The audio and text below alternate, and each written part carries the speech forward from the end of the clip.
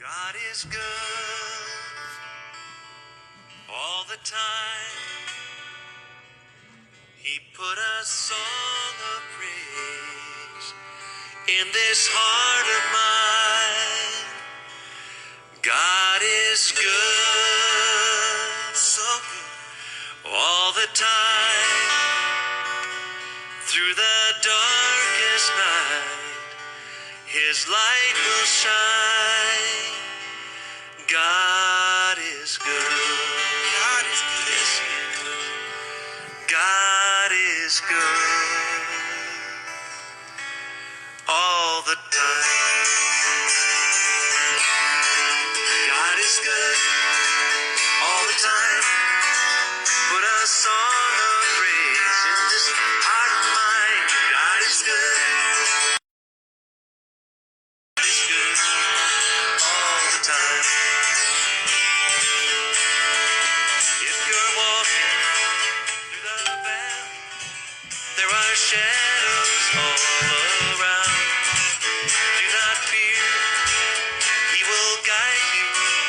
He will keep you safe and sound. He has promised to never leave you or forsake you. And His word is true. God is good all the time. He put a song of praise in this heart of mine. God is good all the time. Through the darkest night, His light will shine. God is good. God is good all the time. Listen. We were sinners and so unworthy. Still for us He chose to die. He filled us with His Holy Spirit. Now we can stand and testify that His love is everlasting and His mercies, they will never end. God is good all the time. He put a song of praise in this heart of mine. God is good all the time. Through the darkest night, His light will shine. God is good. God is good all the time. Though I may not understand all the plans You have for me, well, my life is in Your hands, and through the eyes of faith I can clearly see that God is good all the time. He put a song of praise in this heart of mine. God is good all the time. Through the darkest night, His light will shine. God is good. God is good. God is good. He's so good. He's so good. God is good. He's so good all the time.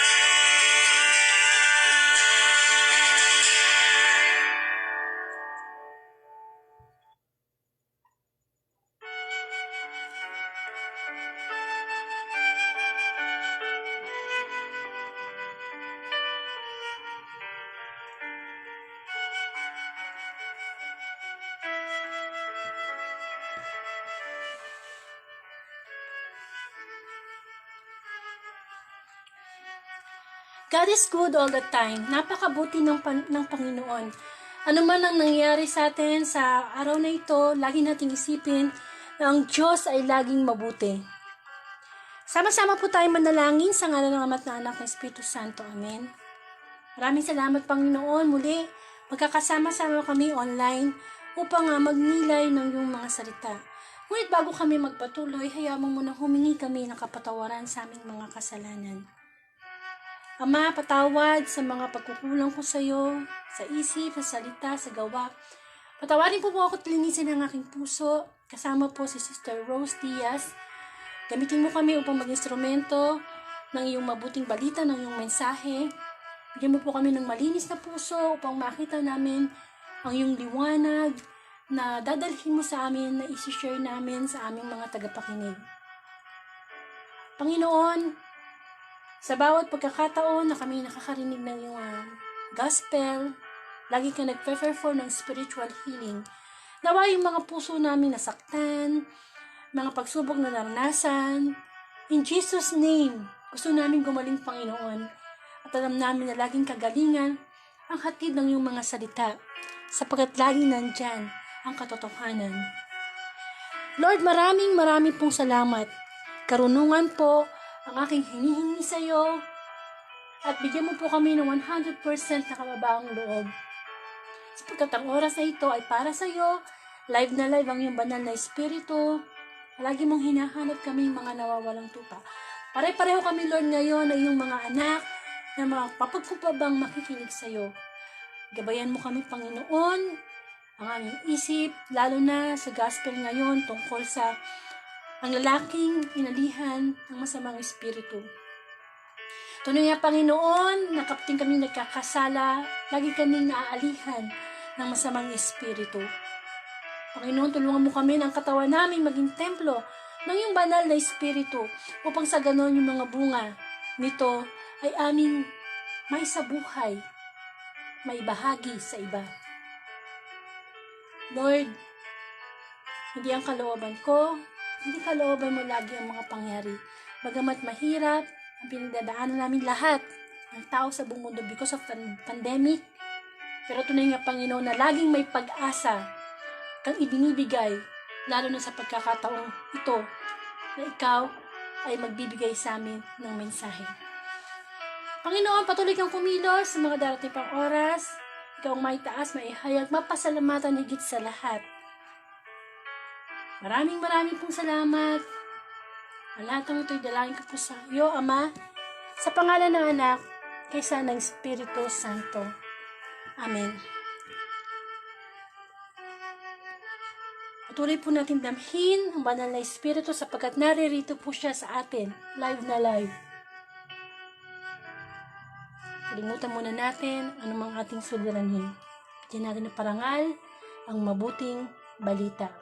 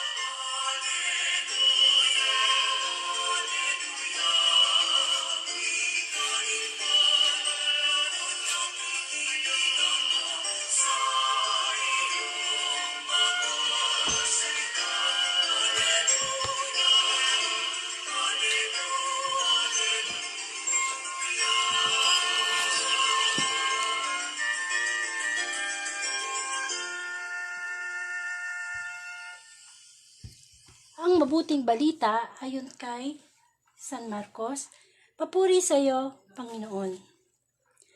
Ang lalaking inaalihan ng masamang espiritu.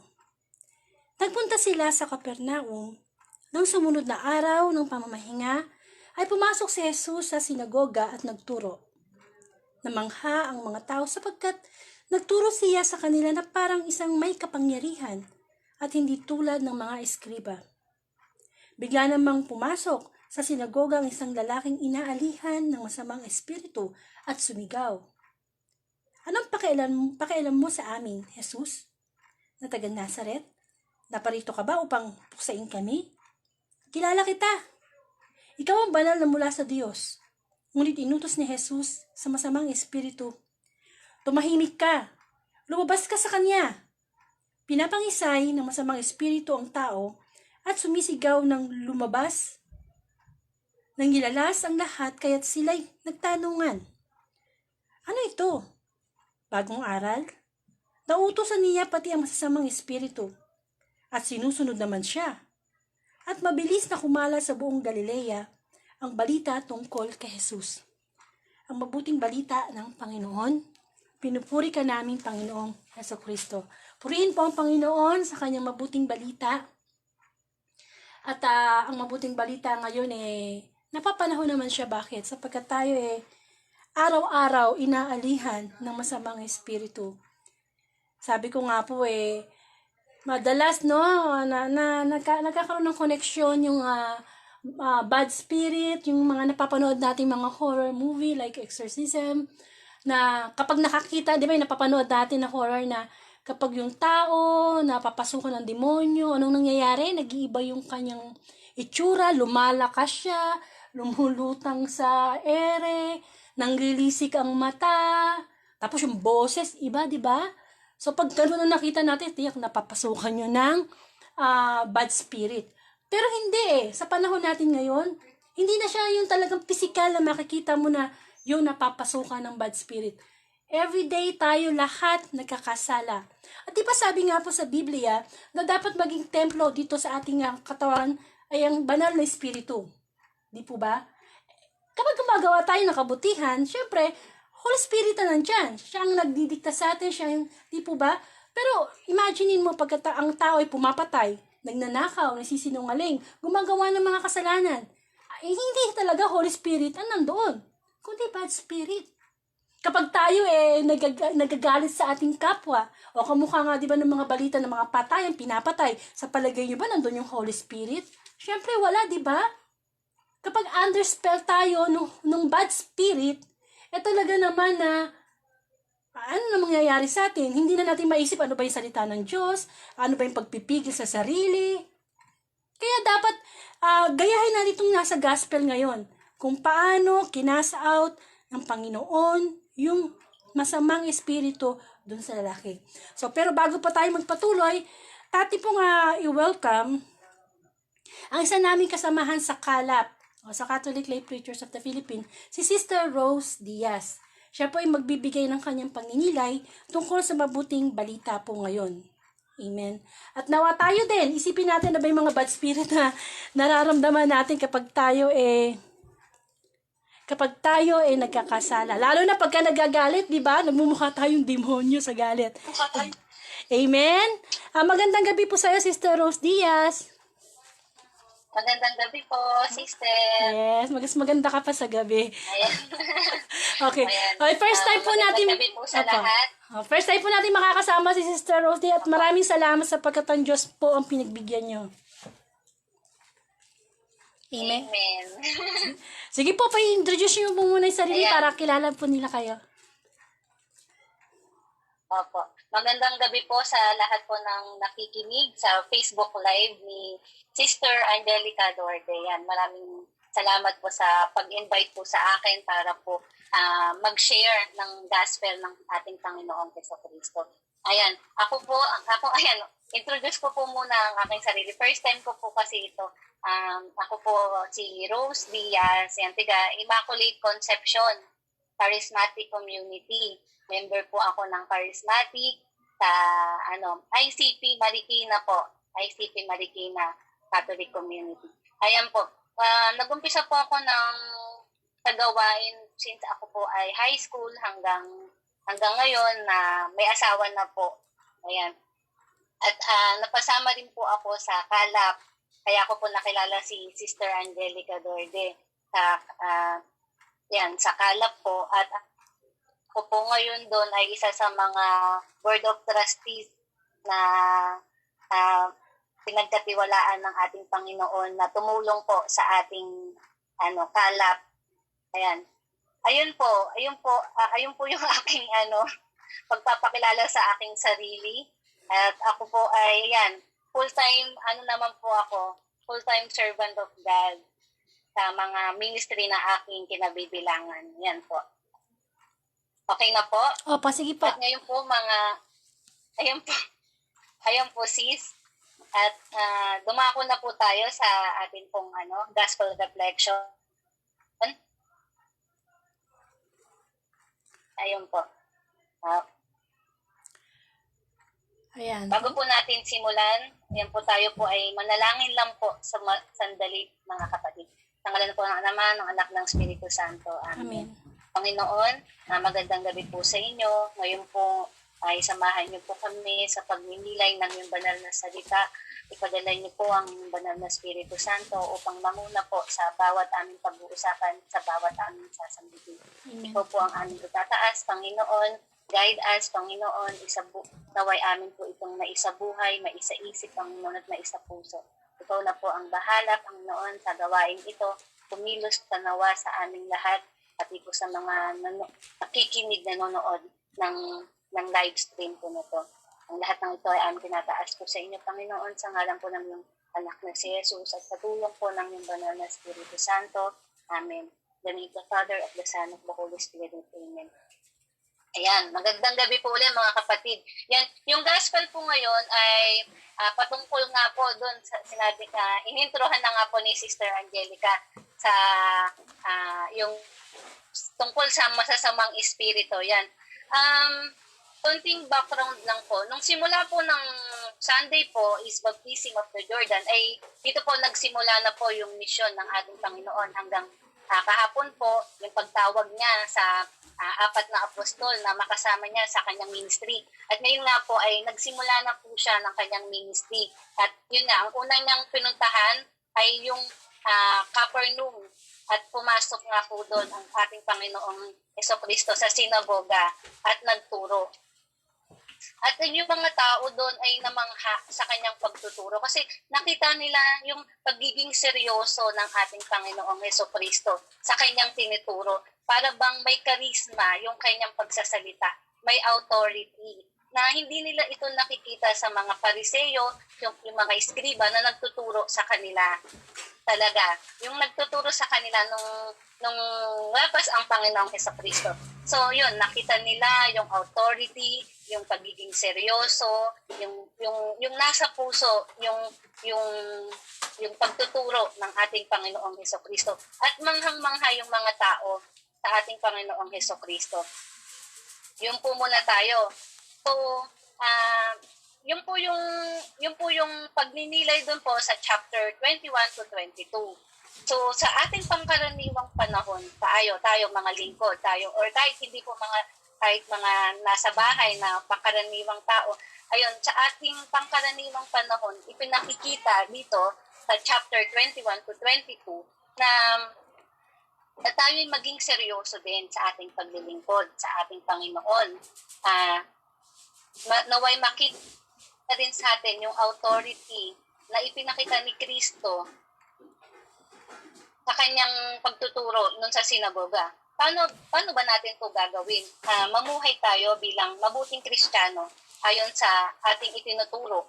Kung tayo'y mga preacher, kung tayo'y kaanib ng mga simbahan, sabi nga, walk the talk, ika nga nila, di ba? Naway maimpluwensyahan natin ang ating mga tinuturuan or ating mga kapamilya, katrabaho, mga kaibigan, maimpluwensyahan natin sila sa ating buhay. Yung mga turo ni Kristo ay makita sa ating pamumuhay. Hindi lang basta tayo magturo, hindi lang basta tayo magsalita, mag-preach, sabihin, kundi maisabuhay ito. Kasi yun yung sinasabing may authority, katulad ng nakita ng mga eskriba, ay nakita ng mga tao sa ating Panginoong Jesucristo. Yung may authority, tayo din ay pwede rin tayo magkaroon ng authority kung ito'y nakikita sa ating buhay. Ito yung authority na dapat natin matutunan, yung maisabuhay yung ating itinuturo. Dahil yun naman talaga ang dapat na tayo'y maimpluwensyahan natin ang ating mga kapatid sa mabuting salita ng Diyos na makikita naman sa ating buhay. Kasi syempre, katulad ni Kristo, alam niya yung kanyang sinasabi. Kasi siya'y anak ng Diyos, alam niya ito. So sa atin din, para maging paano tayo sa ating tinuturo, kaya ma-experience muna natin si Kristo sa ating buhay. Dapat tayo mismo ma-experience natin si Kristo sa ating buhay upang ating itong maituro sa ating mga kapatid. Yan. So, tuloy po natin. Sa verse 23 naman po hanggang sa huli, ayan, katulad po ng binasa ni Sister, ito na po yung basahin ko lang po verse 23, sa kanilang sinagoga ay may lalaking inanihan ng karumal-dumal na espiritu na sumisigaw. Sinabi niya, anong kaugnay meron tayo sa isa't isa? Jesus na taga Nazaret, naparito ka ba upang kami ay lipunin? Kilala kita, sino ka? Sino ka? Ang banal ng Diyos. Diba? Hanggang doon po sa 28. Sabi, sa 25 po, sinaway siya ni Jesus at na sinabi, tumahimik ka, lumabas ka dyan. Matapos, pag-isayin ang karumal-dumal na espiritu, ang lalaki ay sumigaw ng malakas na tinig. Ang karumal-dumal na espiritu ay lumabas mula sa kanya. Namangha ang lahat at sila ay nagtanungan, ano ito? Ano itong bagong turo? Kapag inutusan niyang may kapangyarihan ang karumal-dumal na espiritu, sumusunod sa kanya, mabilis na kumalat ang balita tungkol kay Jesus sa palibot ng lupain. Ito naman po yung eksena na nagpalayas ang ating Panginoong Hesukristo sa masamang espiritu. Yan, nagpalayas si Kristo. Hindi lang siya nagturo ng may authority, namangha na doon ang mga tao sa sinagoga. Ngunit nang makita nila na nagpalayas ang Panginoong Hesukristo ng masamang espiritu, lalo silang namangha. Lalong namangha ang mga tao sa sinagoga sa nakita nila. Kasi inutusan lang ng Panginoong Hesukristo na lumayas ka sa katawan ng lalaking yan. Manghang-mangha sila. Dahil pati ang masamang espiritu ay nauutusan ni Kristo na lumabas sa taong naanihan ng masamang espiritu. Ganyan kaseryoso ang ating Panginoong Hesukristo. Hindi niya tayo hinahayaang mapahamak sa masamang espiritu. Hindi lamang niya tayo tinuturuan ng panahon na yon, kundi pinapalaya niya din tayo sa masamang espiritu na bumabalot sa ating pagkatao. Tulad nga na nangyari dun sa lalaking naanihan ng masamang espiritu. So ayun po yung kita niyo po yun, na parang si Kristo ay nag-mission na po siya, nagsimula na po siyang mag-mission. Hindi lang siya nagturo sa atin, kundi ipinakita niya yung pagpapalaya sa masamang espiritu. Kasi minsan tayo, hindi natin alam, may masamang espiritu rin sa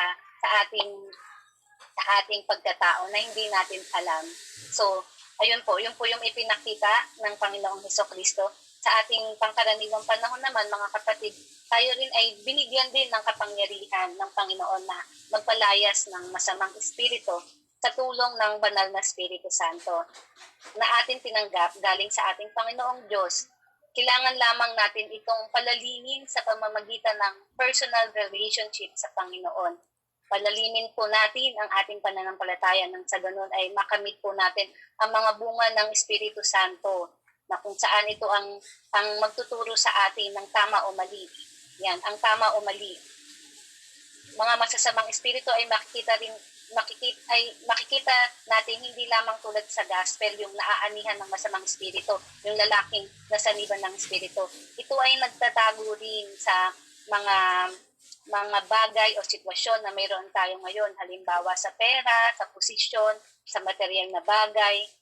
Minsan dito natin makikita yung mga masasamang espiritu.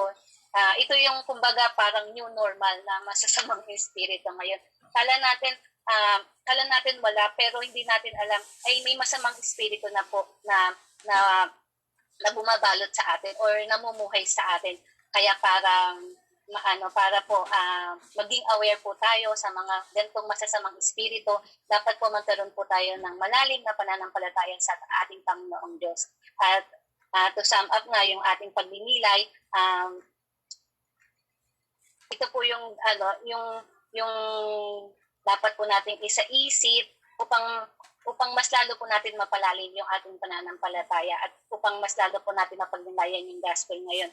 Unang-una po, yun nga po, to know Jesus, kilalanin po natin mabuti ang Panginoong Diyos. Hindi lang po basta kilalanin yung deep relationship with God, magkaroon ng pag-aralan ng kanyang mga banal na salita, pagnilayan, at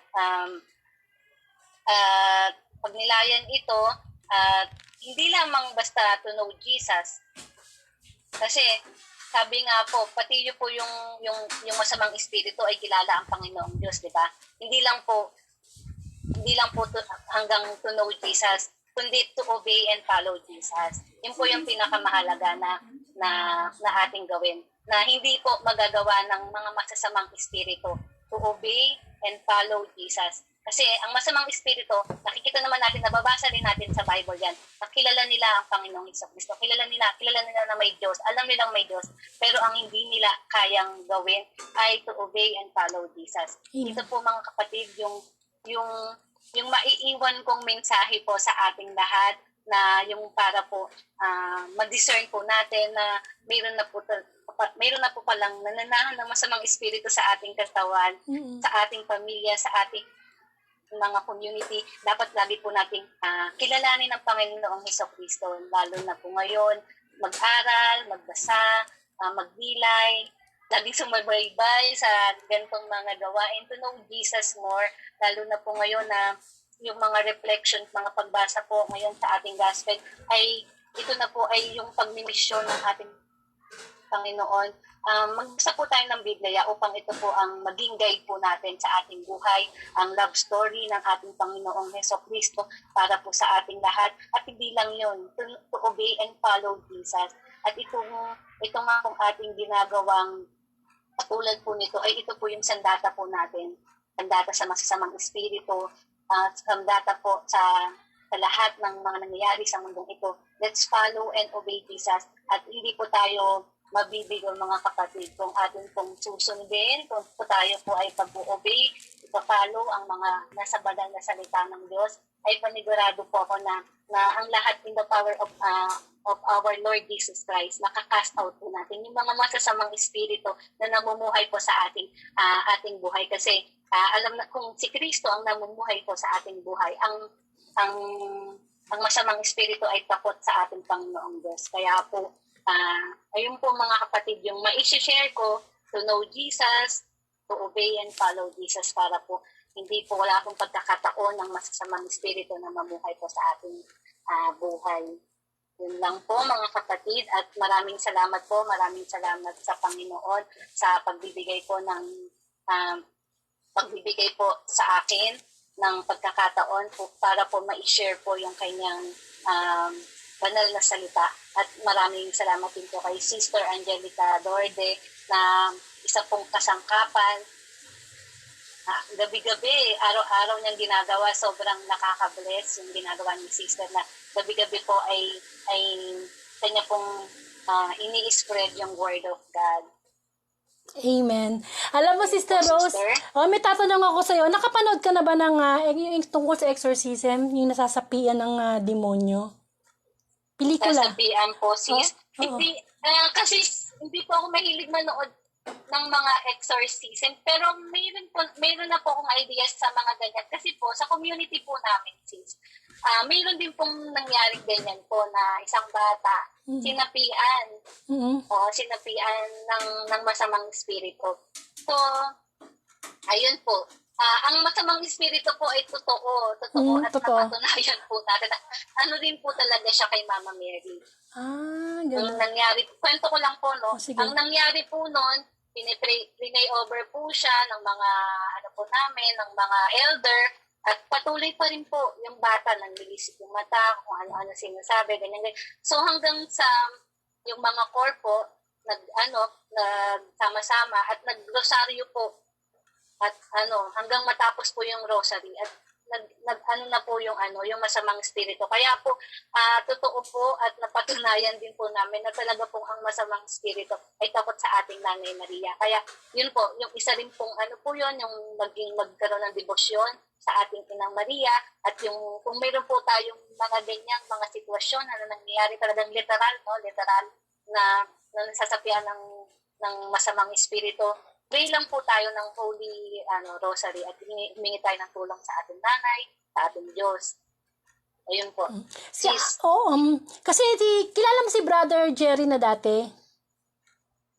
Opo, si Brother Jerry po. Kasi minsan naging guest ko siya rito. Tapos nakwento niya sa akin na totoo talaga yun. Kasi daw, naging curious ako sa kanya. Kasi nakakasaksi siya talaga ng sinasapian. Meron daw iba yung lumalakad pa sa kisame. Yung, tapos yung mga nagka-cast out na yung pare, minsan inaabot daw sila ng oras, minsan araw pa bago mapaalis yung demonyo doon sa tao. So, talagang totoo yun. Kasi napapanood lang natin sa mga pelikula, no? Alam mo naman pelikula, minsan masyadong exaggerated eh. Pero talaga palang nangyayari yun.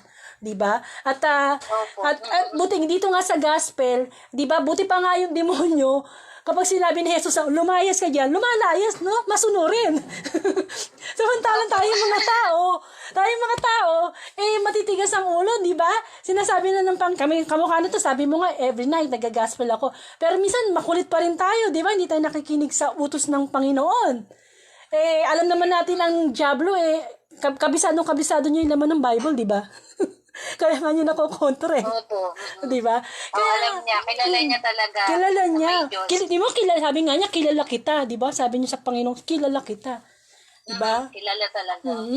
Kaya sana, sa panahon natin ngayon, talagang, palagay ko, talagang di lang nagdodobo, nagtitriple time din si Satanas eh. Para lagi tayong tama yung sinabi mo, sister, yung hindi na sa tao pumapasok yung bad spirit sa mga pera, material na bagay, yung sobrang kasikatan, di ba, no? No, nagtatago sila doon. Iniiba yung ugali natin, yung paniniwala. Lalo na ngayon, di ba, sister, yung mga nababalitaan mo siguro, yung mga nagva-viral na yung pulis pinatay yung mag-ina, yung tatay pinatay yung anak. Yan, diba? Yung, diba? Sa palagay mo ba, kasalanan pa ba yun? Di ba gawain na ng demonyo yun? Opo, diba? Tama po yun, sister. Kaya po, kung titignan po natin, talagang dapat po talaga, yung katulad nga po ng sinabi ko, to know Jesus and obey Jesus, palalimin ang ating relasyon sa ating Panginoon para walang pagkakataon yung masamang spirito na pumasok sa atin. Kasi kung tayo'y tunay na Kristiyano, hindi naman natin magagawa katulad ng mga nangyayari ngayon, yung pagpatay, yung pulis na pinatay, yung hindi natin yan maiisip kung tayo'y na kay Kristo, kung tayo'y nag-o-obey at nagpapalo kay Kristo. Hindi natin maiisip yan. Oo nga. So, salamat. Maraming salamat. Maraming Sister Rose sa iyong ibinahagi, no? Maraming pong salamat sa iyo. Salamat po. Okay, sa Diyos po papuri. Salamat sa Diyos. Salamat sa Diyos. At first time ko pong mag-share po. Napakaganda naman po na sharing nyo, no? Kumbaga, napapanahon. Okay, yan po si Sister Rose Diaz. At maraming salamat sa Panginoon sapagkat kamukha nga po ng sinabi niya, ba sandata natin ang salita ng Panginoon. Amen. Kasi po ang talagang totoong kaaway natin sa panahon na ito, yung mga hindi natin nakikita. Ano ba? Yung mga evil forces. Di po ba? Yun ang totoong battle natin sa buhay Yung mga demonyo na patuloy na, sabi nga ang demonyo o si Satanas parang leon na nag-aabang lang yan ng perfect timing para tayo sunggaban. Amen. So, ang gospel na ito ay napakabuti sapagkat nagre-refer to sa mga kasamaan na ginagawa ng tao. Amen. Kaya patuloy po tayong huwag maghinawa sa pakikinig ng mabuting balita bilang pagpapaalala para yung Holy Spirit laging nandito, no? Alam niyo naman tayong tao, likas tayong makasalanan Magalit nga lang tayo, nanglilisik na yung mata natin. Di po ba?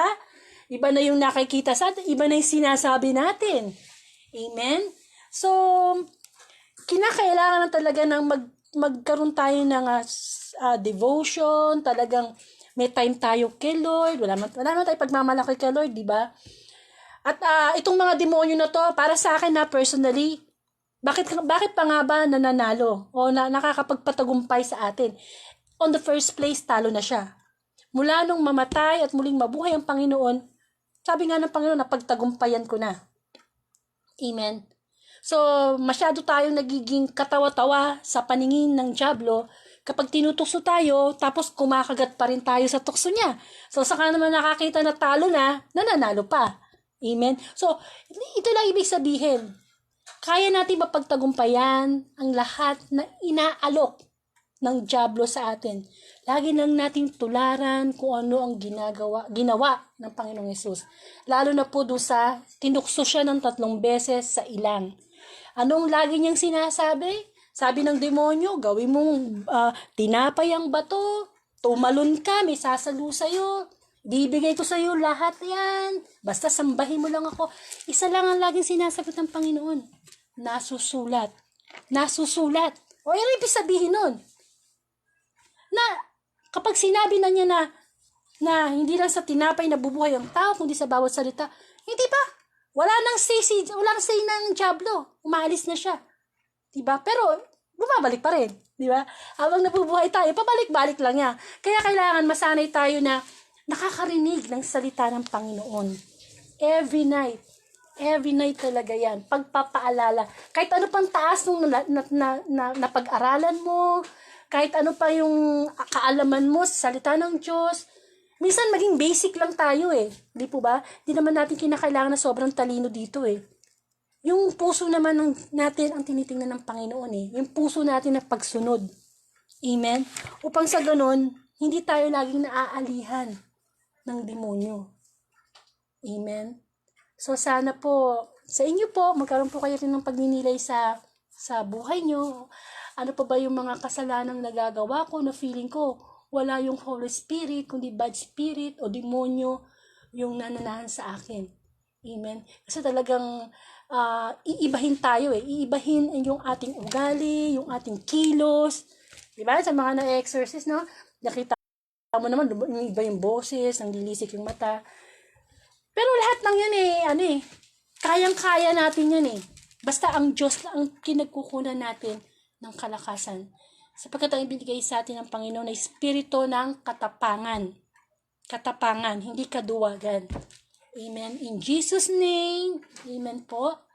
So, maraming pong salamat. Tayo magkaroon ng closing prayer. Sa ngalan ng Ama at ng Anak ng Espiritu Santo. Amen. Muli, Panginoon, maraming salamat sa pagpapaalala mo sa amin. Sa tuwing gumagawa kami ng kasalanan, hindi ang banal na espiritu ang nananahan sa aming puso. Hindi siya ang nagiging templo namin, ang pananahan ng banal na espiritu. Panginoon, binigyan mo kami ng kalayaang pumili. Nawa yung aming free will ay lagi naming maibigay sa iyo. Taniman mo kami lagi ng iyong mga salita, kahit paulit-ulit na gospel, makakatulong yan sa aming Panginoon para lagi nang ibabato namin sa panahon na kami nasusubok. Sa panahon kaming nagagalit, lagi mo sinasabi sa iyong salita na ibigin ng kaaway, magpatawad. Yan ang mga salitang kailangang matanim sa puso namin at maisabuhay upang ang mga gawa ng Diablo ay hindi magtagumpay sa aming buhay. Lord, marami pong salamat sa patuloy na patnuhin mo sa aking pamilya, ang iyong banal na espiritu sa aming pamilya. Maraming salamat, Panginoon. Kaya hindi po ay dinadalangin ko po ang pamilya Empok, pamilya Suarez, Abelia, pamilya Santos, pamilya Cuacoyes, pamilya Culvera Lopez, pamilya Balosa, pamilya Diaz. Napatuloy mo pong gabayan ng kanilang pamilya. Nawa ang banal na espiritu sa bawat isa sa kanila. Ang mga bunga nito ay laging nasa puso po nila. Pinapadalangin ko po din si Brother Ed Miranda. Patuloy mo po siyang gabayan, Panginoon. Ingatan. Bigyan mo po siya ng lalong karunungan na magamit ang kanyang mga natutuhan sa ibahagi sa iba. Bigyan mo po siya ng magandang buhay at magandang kalusugan. Gayon din po ay dinadalangin ko po ang Kala family. Patuloy mo po kaming bigyan ng malakas na kapangyarihan sa tulong ng banal na espiritu upang magtulungan kami sa pagbabahagi ng iyong mabuting balita kahit online lang, Lord. Dahil alam namin na nahirap mag face to face sa panahon na ito. Pero salamat, Panginoon, na ginagamit mo ang Facebook Live upang sa ganon ang mga tao manabik, magkaroon ng kagalakan sa pakikinig ng iyong mabuting balita. Kasi Lord, talagang yung ministry mo kailangang ipinagpapatuloy namin kahit online, Panginoon. Maraming pong salamat. Gayon din po, yung mga Facebook friends ko po na may mga karamdaman in Jesus' name. Pero higit sa lahat, yung mga karamdaman naming spiritual ang iyong pagilingin, Panginoon. In Jesus' name, makasa out. Makasa out namin sa sarili namin ang mga bad spirit through your name at makakasa out din kami ng mga bad spirit sa aming kapwa. In Jesus' name. Ama namin, sumasalangit ka, sambahin ang ngalan mo. Mapasa amin ang kaharian mo, sundin ang loob mo dito sa lupa para nasa langit. Bigyan mo po kami ng aming kakanin sa araw-araw at patawarin mo po kami sa aming mga sala para ng pagpapatawad namin sa nagkakasala sa amin. Huwag mo po kami pahintulot sa tukso, hadyan mo po kami sa lahat ng masama. Amen. Sa ngalan naman ng Anak sa Espiritu Santo. Amen. Amen. Maraming salamat, Panginoon. Muli, katulad ng sinasabi ko sa inyo na ako mismo personally, nabibless ako sa mga napapakinggan ko, sa mga nagigest dito sa The Word of God, at lagi akong napapaalalahanan. Kasi nga yung salita ng Panginoon, yun ang nagiging sandata ko para kumontra sa mga bagay na nangyayari. Ganyan din kayo, no? Sana every night, tuwing alas 8 ng gabi, ay makinig kayo. Ano ba naman yung sabi nga hindi naman the quantity of time but the quality of time na may spend natin kasamang Panginoon. Sapagkat everyday talaga dapat nakakarinig tayo kamukha ng sinabi ng Panginoong Yesus na wag lang sa tinapay tayo mabuhay. Mabuhay tayo sa salita ng Panginoon kasi ang salita ng Panginoon hindi nagsisinungaling kahit kailan. Amen. So kung ibibigay pa ni Lord ang January 13, 2021, Wednesday Gospel. Yan, magkasama-sama po tayo ulit alas 8 ng gabi at makakasama naman po natin si Brother Lito Palinis. So, re-request po natin siya uli ng healing on Facebook Live. Kahit hindi po tayo nag-face-to-face, pag-ask tayo sa kanya ng healing. Kaya kung meron po kayong karamdaman physical, lalo na spiritual, bukas po ng gabi, magpe-perform po siya ng healing live. Amen. So, yun. Tapos punta po kayo sa YouTube channel ko, Angelica Dode. Pakishare na lang po itong Tuesday Gospel upang sa ganun, matupad natin patuloy natin yung ministry ng Panginoon. Di po ba? Lagi ko po yung sinasabi, makulitan na kayo sa akin. Kasi yun naman po talaga ang dapat natin ginagawa after na makarinig ng mabuting balita. I-share po natin to sa ating timeline para yung mga kaibigan natin sa Facebook, makarinig din sila. Pag nakarinig sila, isi-share din nila. Di ba? Dapat yan tuloy-tuloy Parang chain yan nagvo-viral dapat ang salita ng Panginoon. Maraming pong salamat at sa Diyos po ang papuri.